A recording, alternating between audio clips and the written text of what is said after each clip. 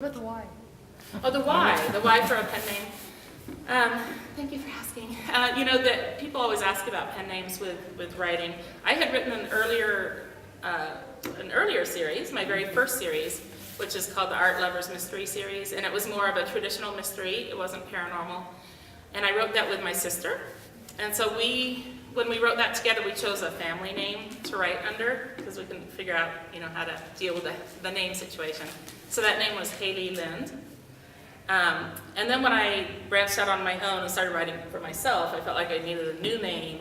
And also because it was paranormal, I wanted to sort of signal to people that it was a different kind of mystery series from the one before.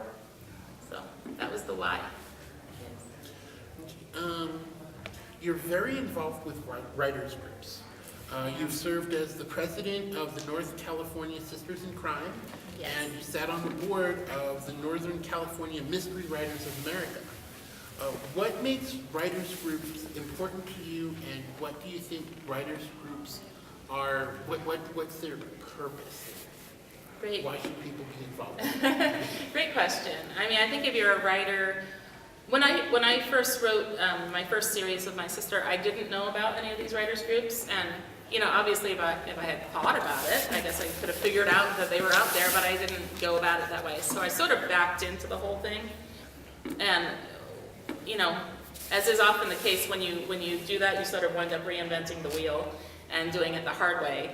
And I was lucky enough, I got published, but then I sort of stumbled onto these groups, and then I realized that there is help out there, for one thing, in terms of if you're writing, there's help in terms of keeping yourself inspired so that you keep writing. You can talk about agents, how to do query letters, how to find an agent, how to publish. Now what a lot of writers groups talk about is whether to publish traditionally with one of the big New York houses, and if so, how to do that, or a smaller independent press, or whether to do it yourself. So there are all these questions bouncing around, and I think it's just like anything else. There's why go out there and reinvent the wheel when there are other people who can help you with it.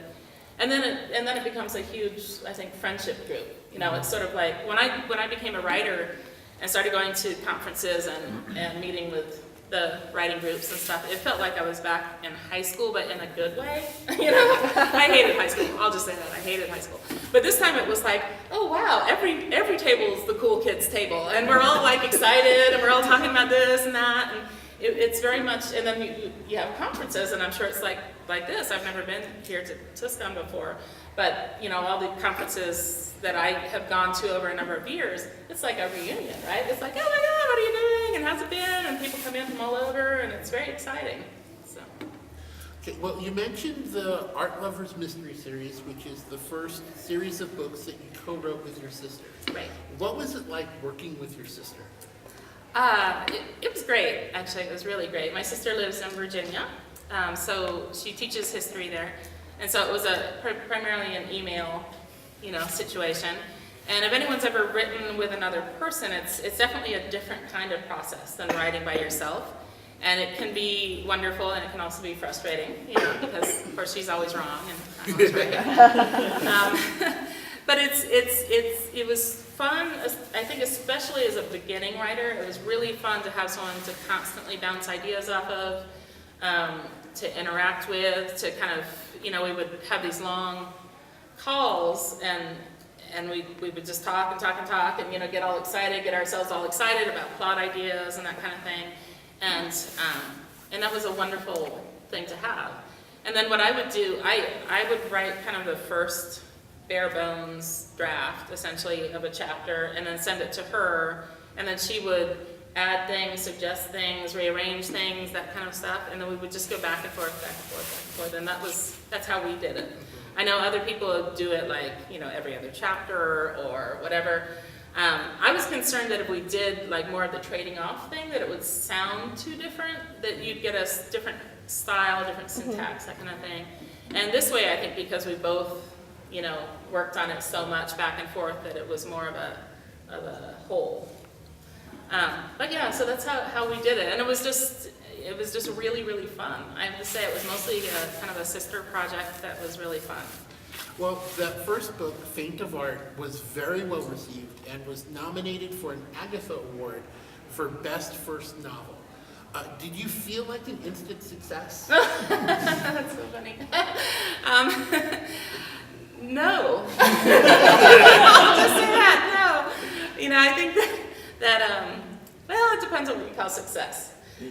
That's what I should say. I should back up and say it depends on what you call success. I felt like a success the minute I sold the book to an editor. That was my big day. That was like the day that, you know, my whole life I've been a fanatic about reading and I love books, and then one day you realize that your book's going to be on the bookshelf next to other books. That was like, I still get all excited thinking about it. It's a wonderful, wonderful feeling. And then the first day I saw my book in the bookstore, that was another big day. So maybe I'm just more into the actual physicality of having a book in a bookstore. But that was the most exciting for me. In terms of success, that's harder because, you know, success is often, I don't know what we judge it as. It certainly wasn't J.K. Rowling kind of success. It's not like I could quit my day job the next day. Unfortunately, you know, in the book world, unless you are someone like J.K. Rowling or Stephanie Meyer or one of those real exceptions, most of us actually have to work for a living for quite some time. And, you know, and if the money starts coming, it comes more gradually. So as I say, now I am able to work full-time. I've been write full-time. I've been writing full-time for about 4 or 5 years. And that feels like a success because that's what I want to be doing. But I'm certainly not, you know, building the Taj Mahal or anything like that. Your books are found in many different genres. How do you describe your writing style? Oh, the style. Well, you know, I came at this all from mystery. So I think I still think of myself as a mystery author. Although I think, interestingly enough, a lot of mystery authors wouldn't agree. So I'm not sure that they see me as a mystery author. And certainly I love the idea of sort of the genre blending. I just love that for all sorts of literature. So I like it when people find me from urban fantasy or you know, lots of different realms. I really enjoy that. Do you think genres are important?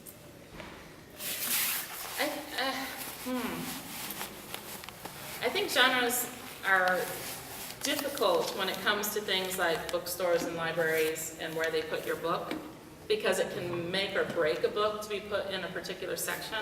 And I've always wondered why, and probably anyone who works in this field would tell me it's wildly complicated.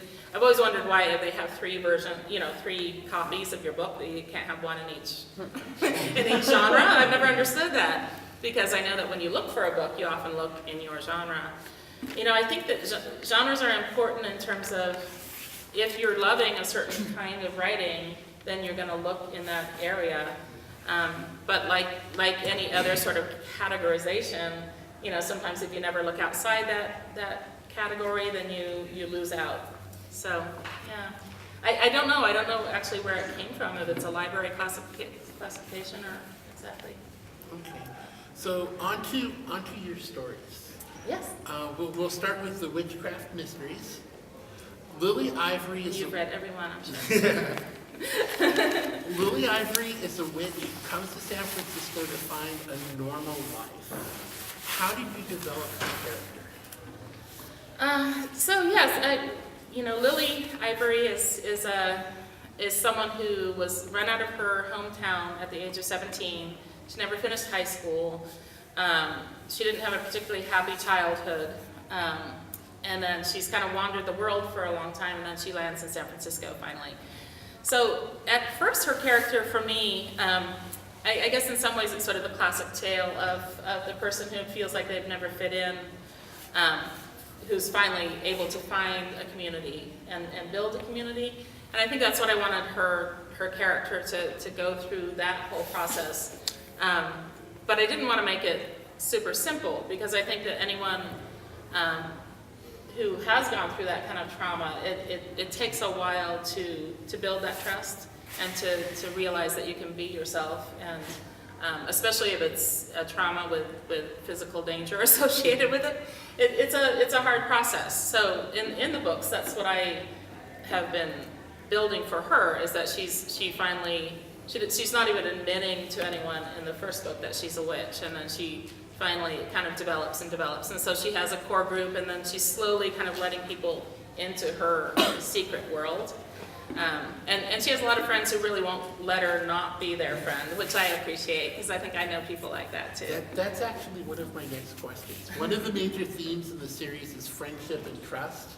Was it a choice from the beginning, or did it develop over time? So what you're saying is you started off with that type of a theme? You know, I did